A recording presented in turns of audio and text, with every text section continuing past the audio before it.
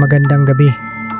Ako si Ramon, 23 taong gulang, nakatira sa isang maliit na baryo sa Quezon. Tahimik lang ang buhay dito. Puro puno, ilog, at mga kapitbahay na halos magkakakilala lahat. Pero may isang gabi na hindi ko makakalimutan habang buhay. 2:00 na ng gabi, galing ako sa inuman ng tropa. Medyo tipsy, pero malinaw pa rin ang isip ko. Naglalakad ako sa madilim na daan pa uwi. Ang tanging ilaw lang ay yung buwan na kalahati pa. Tahimik ang paligid, maliban sa huni ng kuliglig. Pero habang naglalakad ako, biglang may narinig akong yabag ng paa sa likod ko. Mabigat, mabagal, para bang sinusundan ako. Nilingon ko, wala akong nakita. Pero sa lupa, kitang-kita ko yung bakas ng paa.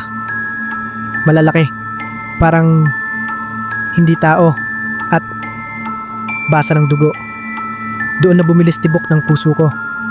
Pinilit kong bilisan ang lakad, pero habang bumibilis ako, bumibilis din ang yabag, hanggang sa halos tumatakbo na ako. Pagdating ko sa tapat ng bahay namin, huminto ako.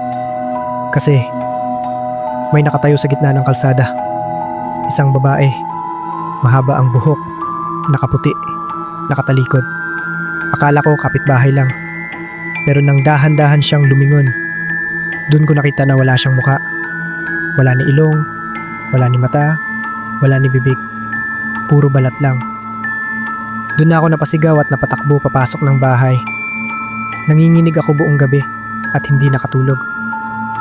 Simula noon, tuwing 12:00 ng gabi, naririnig ko pa rin yung yabag.